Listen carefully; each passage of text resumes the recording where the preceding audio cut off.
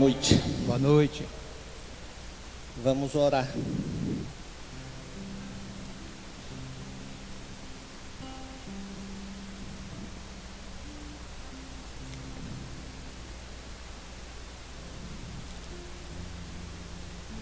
Vamos tentar no possível desligar do nosso entorno lá fora, de trazer para este momento uma espécie de fio condutor que possa vazar as frequências vibratórias indesejáveis, que possa extravasar os nossos sentimentos de aborrecimentos, de angústias, de tristezas, decepções,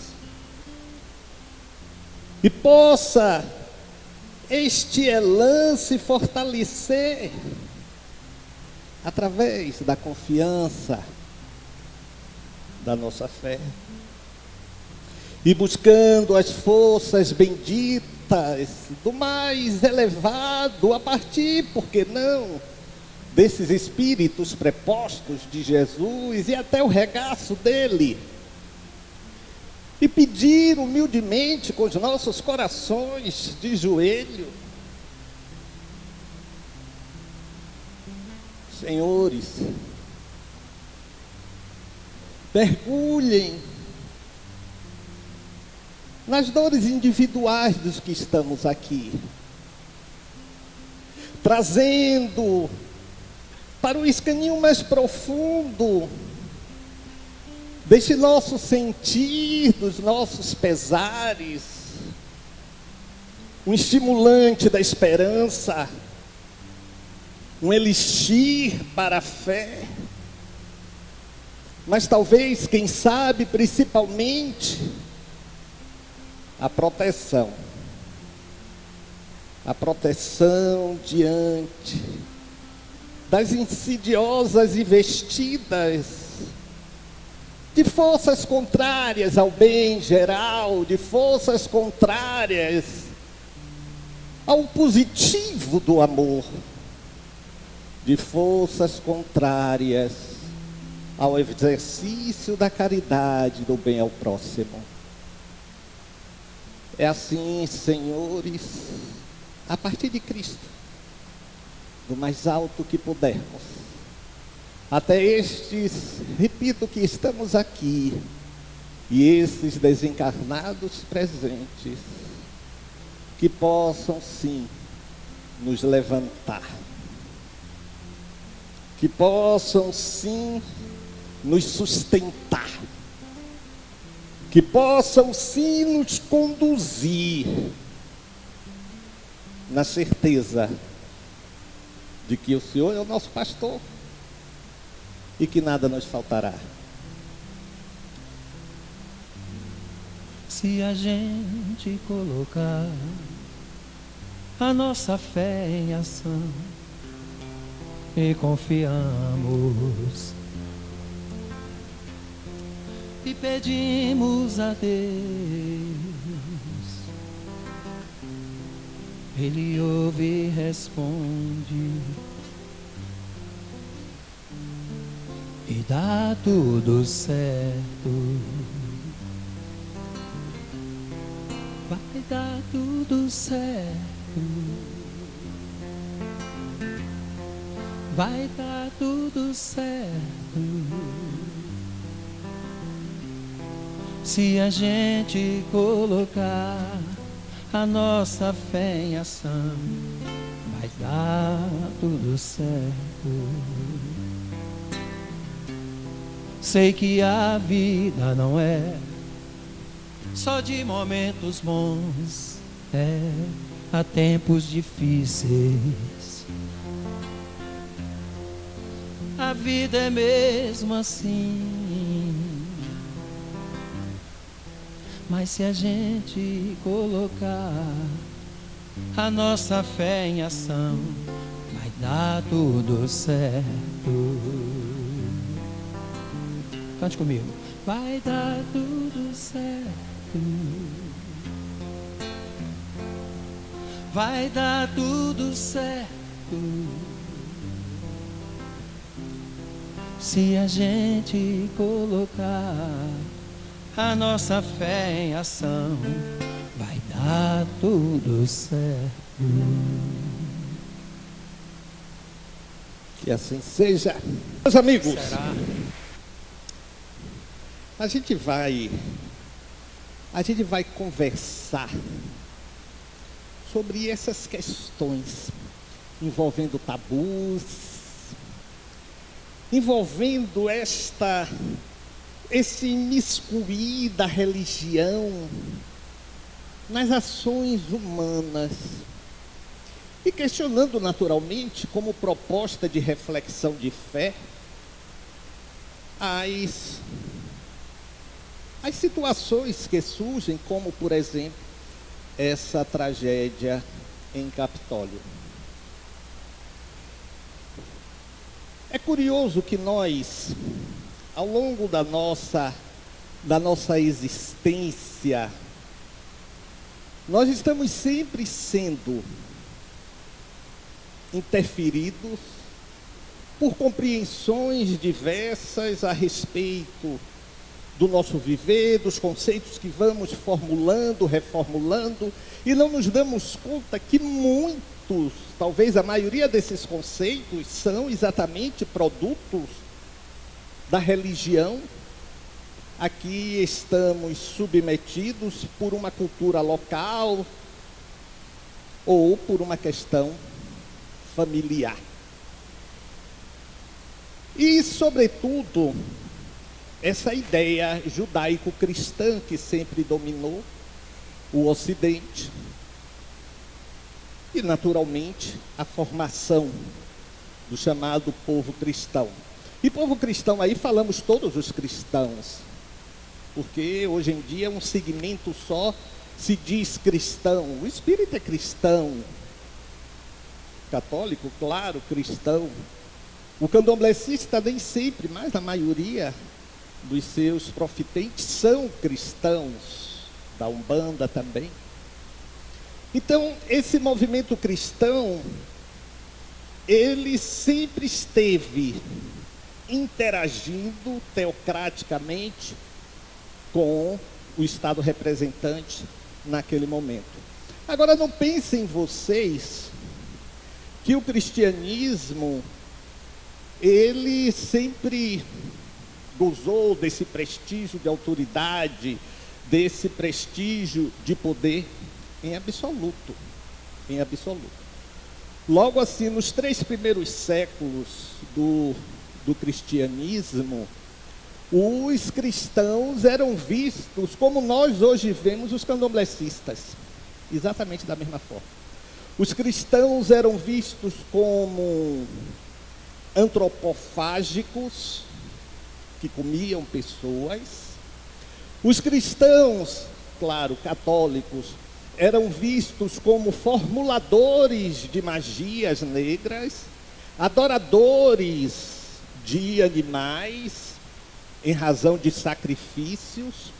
Então, o cristianismo católico foi muito mal entendido e até perseguido em razão exatamente dessas considerações totalmente equivocadas, como, em via de regra, fazemos hoje com o candomblé. E aí foi que surgiu a chamada apologia de Justino de Roma. É um tratado de um teólogo católico, 2 séculos depois de Cristo, 140 a 190, 200 depois de Cristo, onde ele toma ardorosamente a defesa do catolicismo. Daí chegar até nós o termo apologia, né? Quando a gente fala, fulano está fazendo apologia, está elogiando, está exaltando alguma coisa. E ele fez com tamanho ardor, e que gerou realmente uma revisão conceitual, mas ele morreu decapitado por conta da sua apologia, dos seus processos. Mas, se houve esse aspecto, por outro lado, surgiram os tabus. Tabu foi estudado por Freud, é um termo da Polinésia que significa o impuro, o sujo, o que não deve ser cultivado. Então, isto se chama tabu. E a religião ganhou muita força. Eu estou fazendo esse prólogo porque é importante para entendermos algumas questões, nós observarmos o processo histórico até onde chegamos.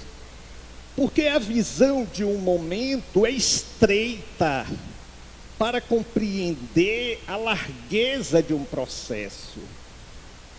Então, esses tabus foram marcas que ficaram e que aí estão por conta da força da religião. Então, nós vamos ver, por exemplo, no judaísmo, o tabu de não se comer carne de porco. O judeu não come. Já nós cristãos, não por questões religiosas, alguns podem não comer, mas nós cristãos não temos este tabu. Nós comemos. Eu adoro uma costelinha de porco. Oh, Senhor. Então, é um tabu. Aí vai se buscar. Não se sabe o motivo. Aí se gera uma crença, por exemplo, nessa questão de alimentação, na virada do ano não pode comer frango, galinha, porque cisca para trás. Então isso é um atraso de vida. Aí o que é que vocês fazem? Pelo sim, pelo não, eu não como. Aí come ervilha, porque não tem nada que pese contra. Aí a gente vai ali também no candomblé, na Umbanda, e pede emprestado as ondas, na reverência ao mar, e aí se pula as ondinhas. Então, tabus são aquelas formações que se estabelecem e ficam como um medo, como algo ameaçador.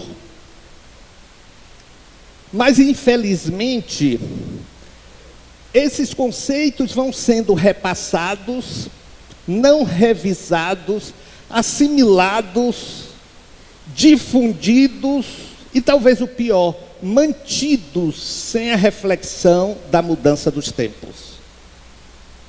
E isso é problemático. Por quê? Porque a sociedade avança, mas alguns tabus, que poderemos chamar também de preconceitos, de estreiteza de visão, se mantêm.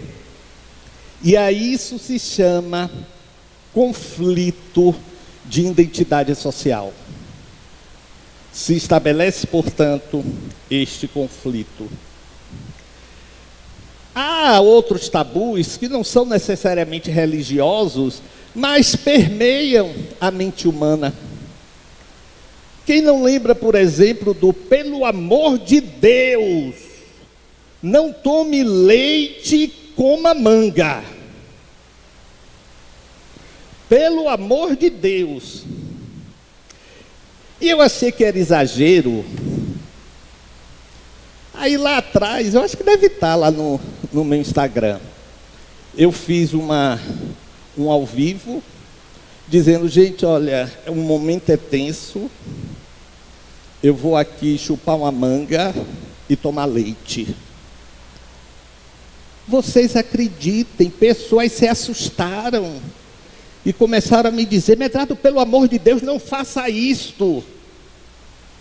Aí é que eu comecei a pirraçar. Se querem que eu não faça algo, não diga não faça. Aí pronto. Eu disse, ó gente, eu estou aqui tenso, estou sozinho, mas vamos lá. Chupei a manga. Aí peguei o copo de leite. Olha, teve gente com cara de espanto. Aí tomei. Aí eu disse, e agora? Será que tem alguma contagem?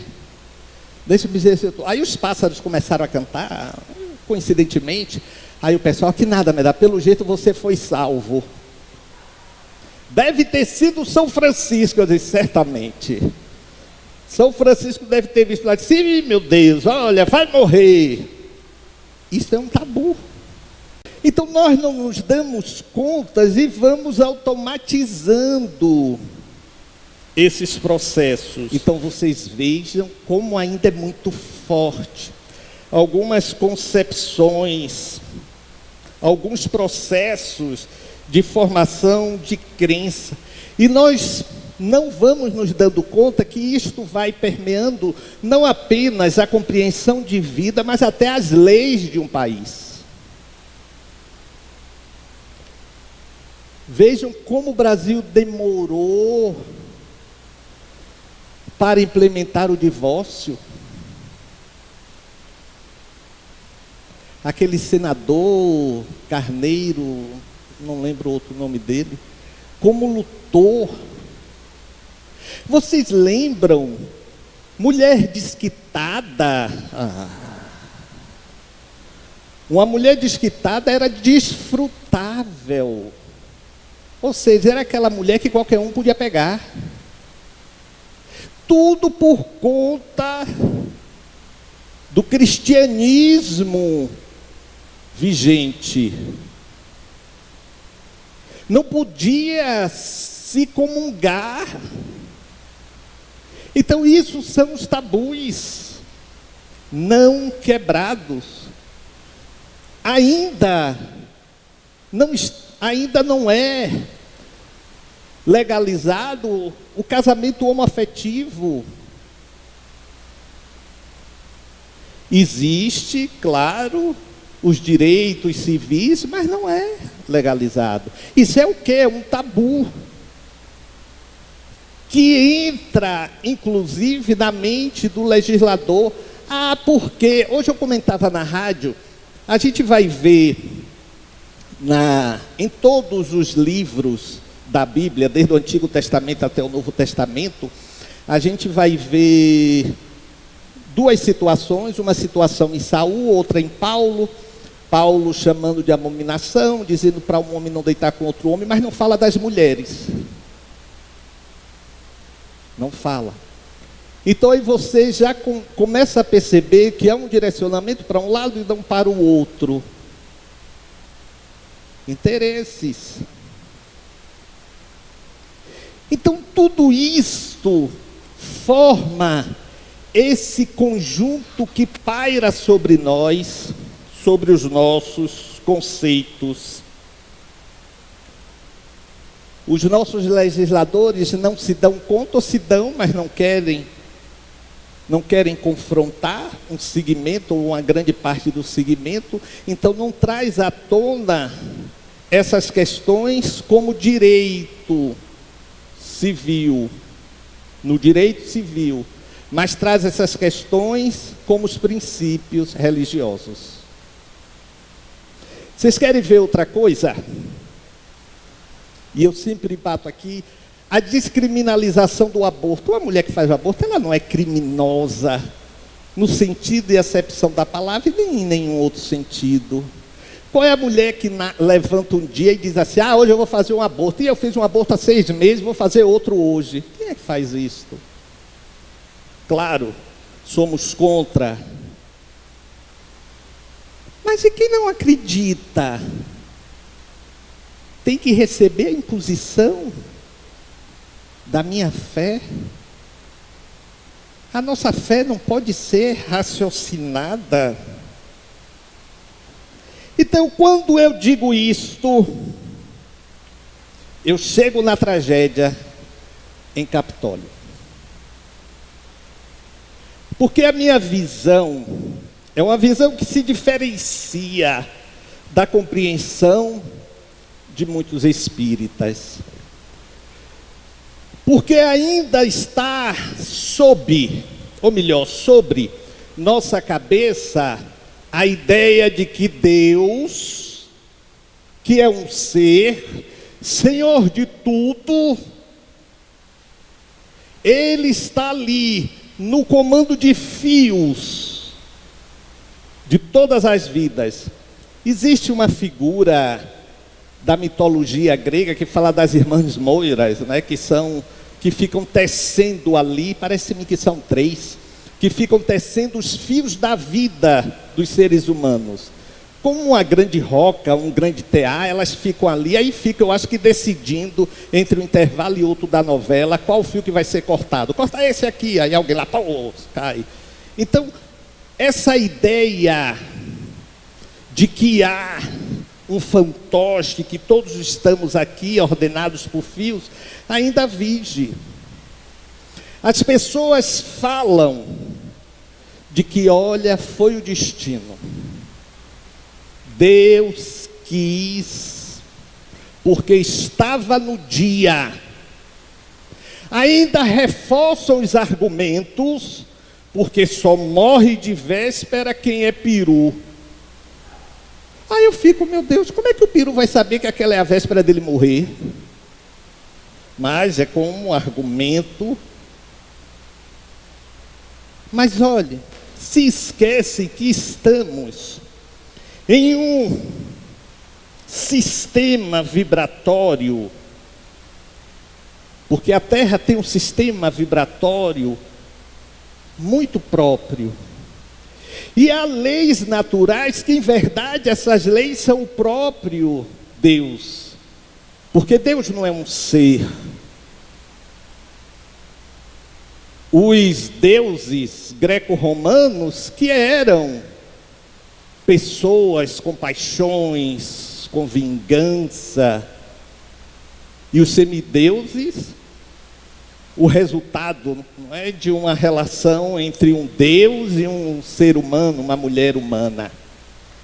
Então tem essa visão de que Deus é um ser e Ele vai escolher. E se esquecem que há leis naturais criadas por Ele, e essas leis é que regem o processo da vida. Portanto, destino não existe como concebemos. Não existe. Porque se assim fosse, tenho sempre repetido isto, era anular completamente o livre-arbítrio. Então, do que adiantaria eu ser um homem de bem, procurar fazer o bem, se já está tudo traçado? Agora é curioso que as pessoas não se dão conta de que se usa esse argumento para aquilo que é desconfortante e inconveniente, mas não usa para tudo. Eu vou dar um exemplo.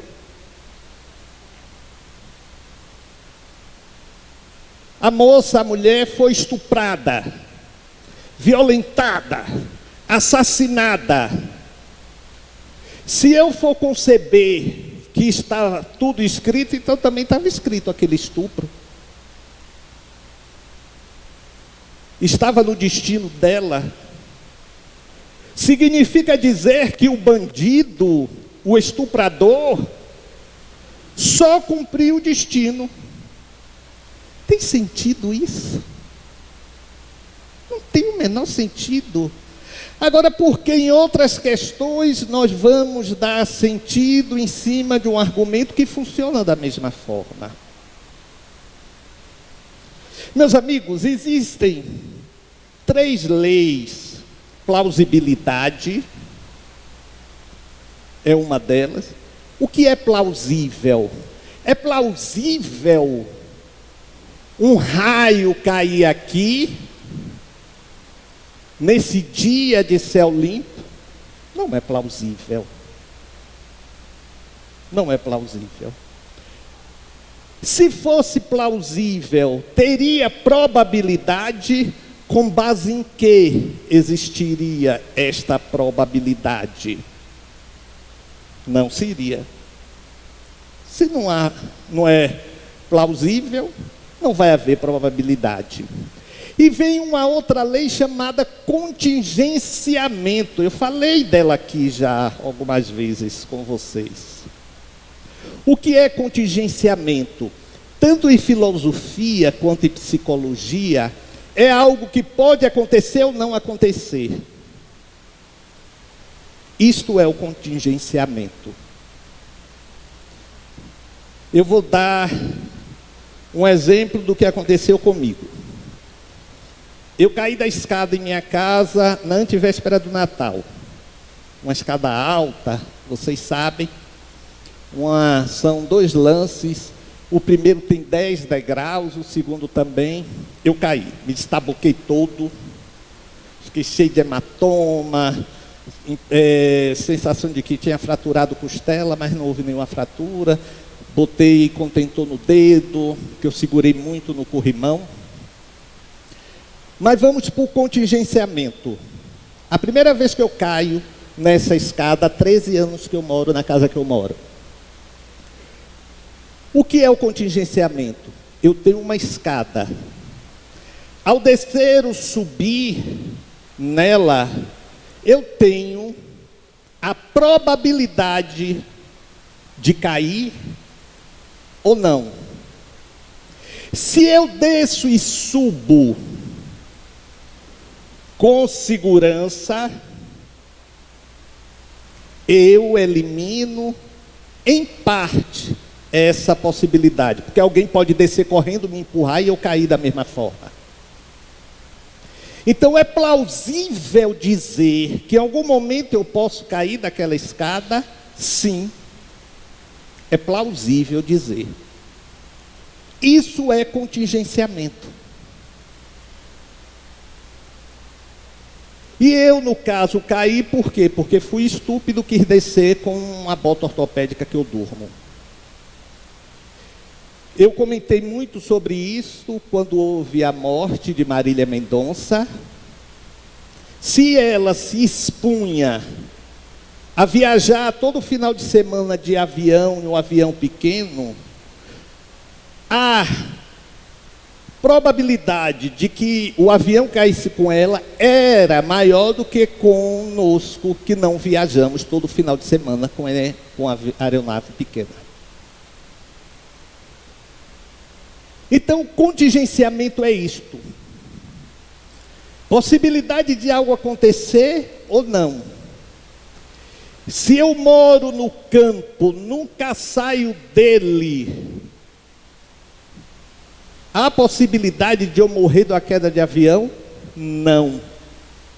Mas há probabilidade ou possibilidade, aí vem o contingenciamento, que é o sim e o não, de um avião cair em cima da casa onde eu moro? Sim. Então é isso que a gente percebe que é um tabu muito arraigado. E talvez um processo de defesa. Eu quero dizer que isso não é da minha responsabilidade, e geralmente não é. Mas tenho que botar na responsabilidade de alguém que sabe de tudo, é Deus. Então Ele sabe de tudo, então aí a gente resume tudo dizendo o quê? Deus sabe o que faz. Pronto, encerrou a conversa. Então aquele grupo estava ali passeando. Havia aviso da Defesa Civil de que não se aproximassem de Cachoeira.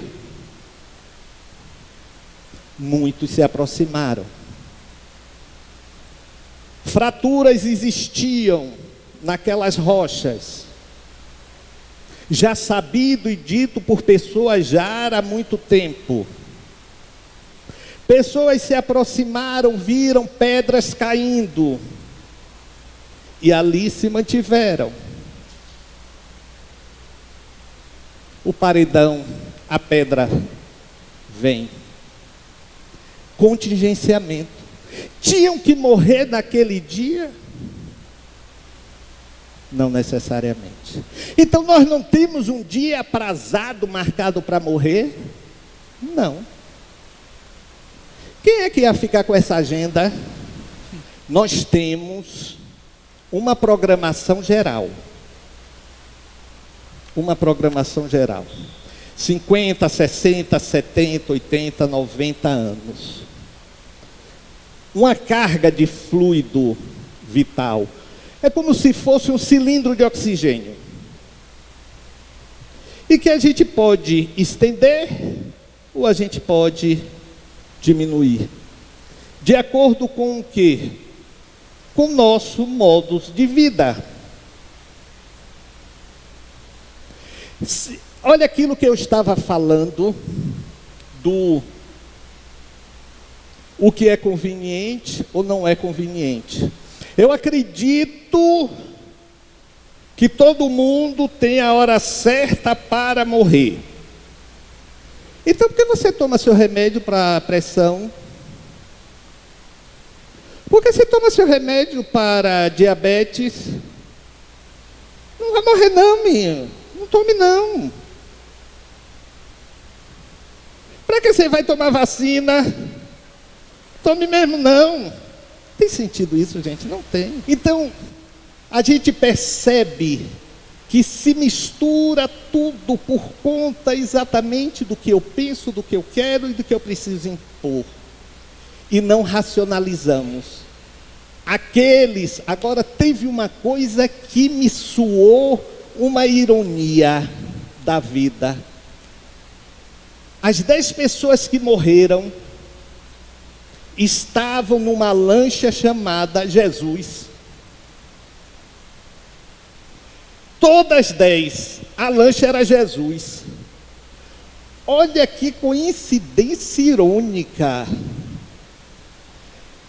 Certamente, o dono da lancha, não sei, deve ser cristão pelo menos, não é? Não sei de que ramificação, mas deve ser cristão.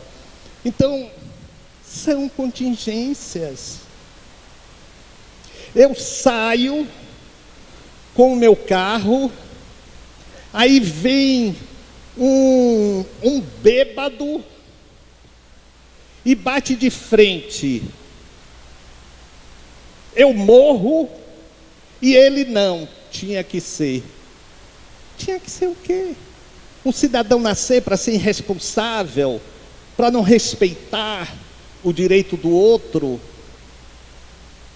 Então são argumentos que as pessoas usam que são tão estreitos e limitados, que elas não se dão conta que a vida é muito mais do que isto, é muito mais do que esta viseira que nós colocamos, e o pior, não nos colocamos no lugar das pessoas.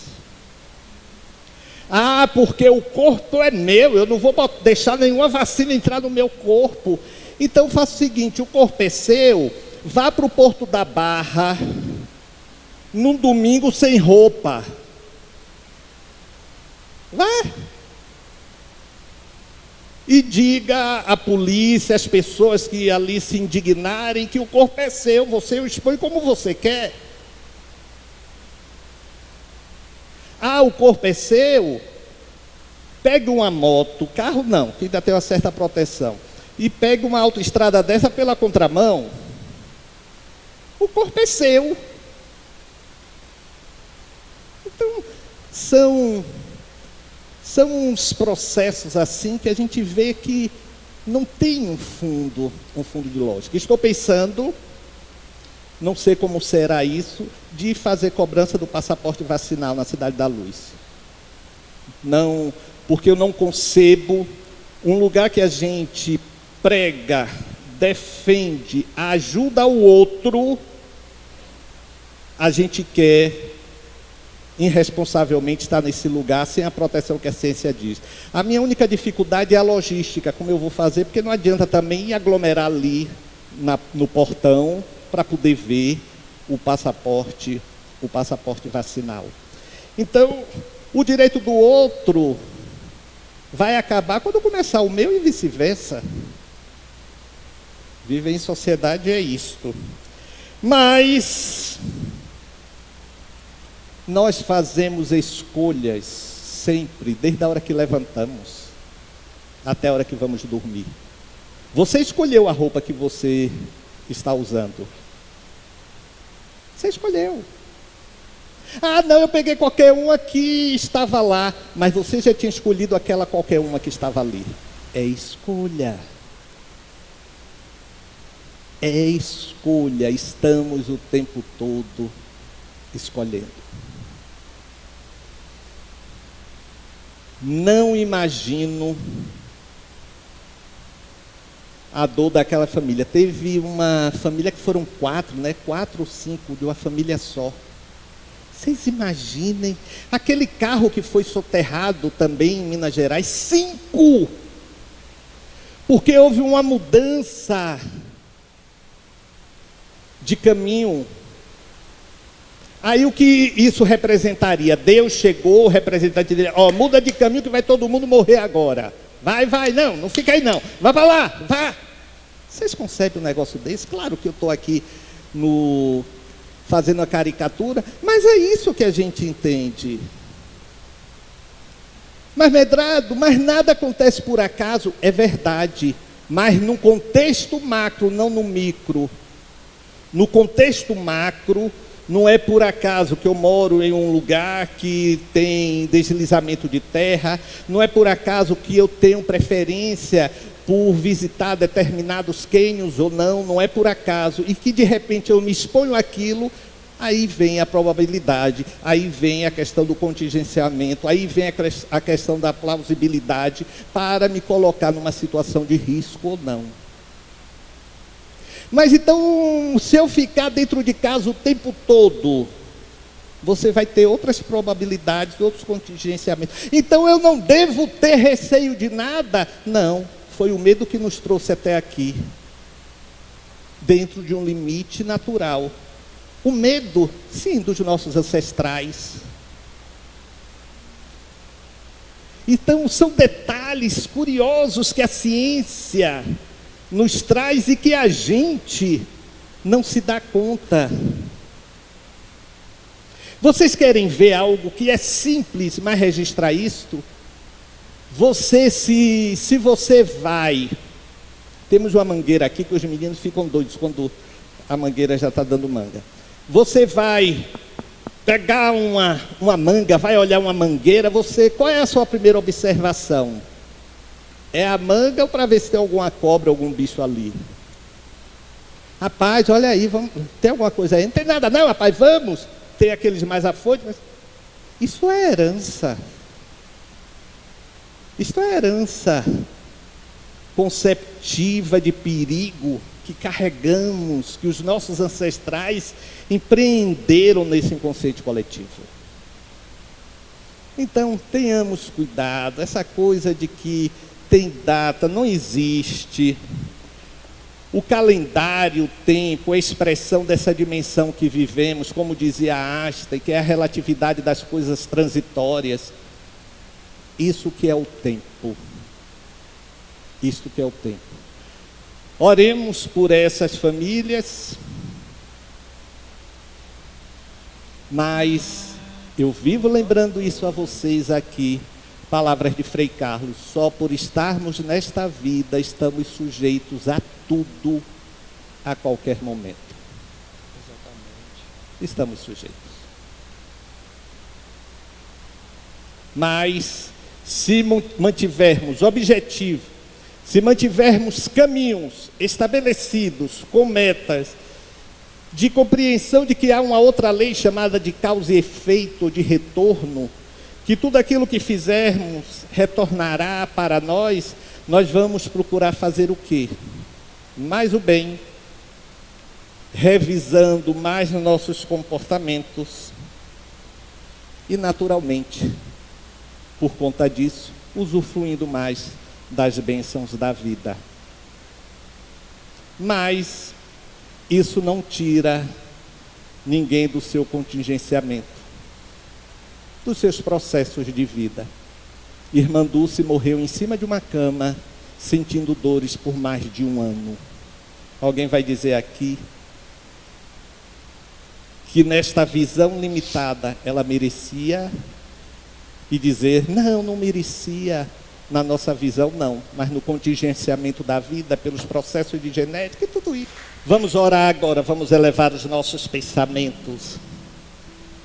Vamos pedir de imediato que os nossos amigos passistas se posicionem, para que possamos receber através deles os eflúvios de que viemos buscar, para aclarar nossa caminhada, inspirar as nossas ações, reviver os nossos compromissos com a vida, com os nossos amores. Buscando sempre, nesta concepção de fazer o bem, de pedir que sejamos sempre esse instrumento bendito que possa nos conduzir a um aprisco redentor de nós mesmos, numa interferência positiva de quem sabe que o caminho da verdade é aquele caminho da autolibertação, das concepções aprisionadoras da vida, de tudo aquilo que nos leva logo depois ao questionamento do nosso próprio existir e das dores que nos acometem a alma. Porque no momento das nossas ações aprazadas pelo nosso livre-arbítrio, nós não concebíamos ideais de consequência. E é por isso que perdemos-nos nesses caminhos, nesses imbróglios dos nossos próprios desvarios e sentimentos desencontrados. É por isso que nesse momento nós proclamamos as forças do bem para que possam desembaralhar não os fios do destino não existente, mas os fios emaranhados dos nossos sentimentos menores, apequenados, em razão das nossas próprias criadas inquietações. Lembremos e agradecemos aos nossos companheiros passistas. Lembremos que somos produtos de nós mesmos e concebamos isto na nossa caminhada. Lembremos de Gabriel Mercedes Fonseca, pedindo forças, que ele possa receber em forma de vibrações as flores trazidas por seus pais, como refrigério maior. E compreendemos que quem vive bem desencarna, morre bem. A nossa preocupação não é com quem partiu, mas conosco que aqui ficamos, nesta luta sem quartel e difícil por vezes, em razão dos reveses que ela traz. Certamente Gabriel está bem, porque bem ele viveu nos limites das suas possibilidades. E assim, Senhor, pedimos por nós mesmos, pelas nossas inquietudes e desesperanças, pela nossa força de vontade revigorada, no ideal, Senhor, de compreensão, sempre que o Senhor é o nosso pastor e que nada nos faltará. Sigamos nesta certeza e aguardemos só um minuto para que Ricardo possa com sua esposa pegar as flores. Não importa se a pessoa já recebeu, mas o coração de vocês haverá de conduzir nesta doação. Pode ir.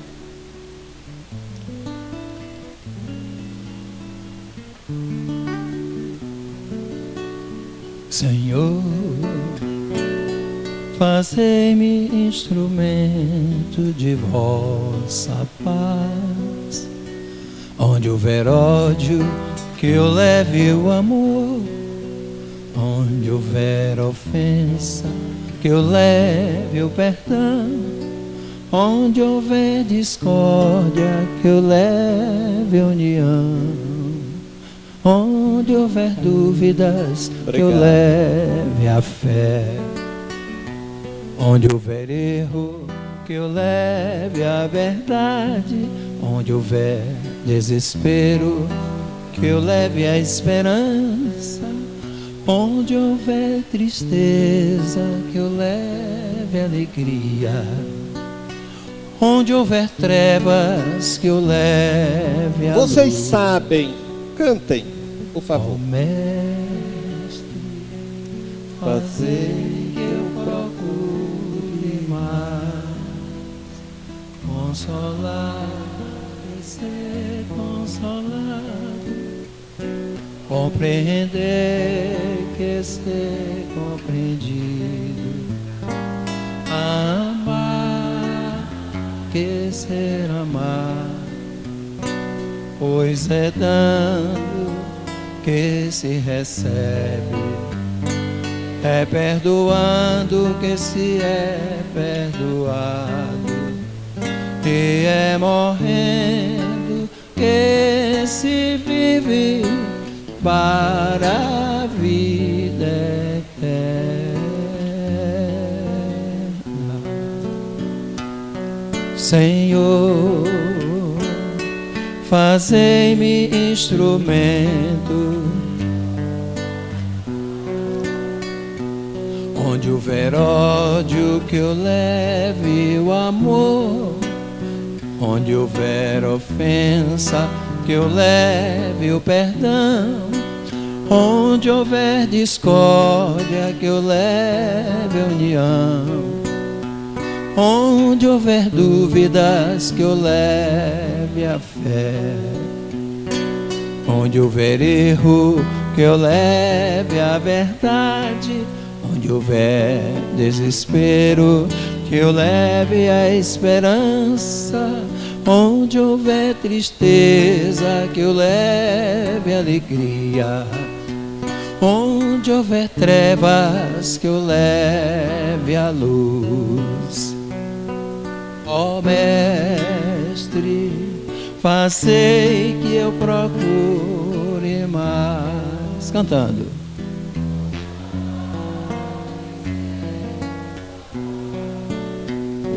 Compreender e ser compreendido, amar que ser amado, pois é dando que se recebe, é perdoando que se é perdoado, e é morrendo que se vive para a vida eterna. Vão em paz, vão com Deus, orai e vigiai.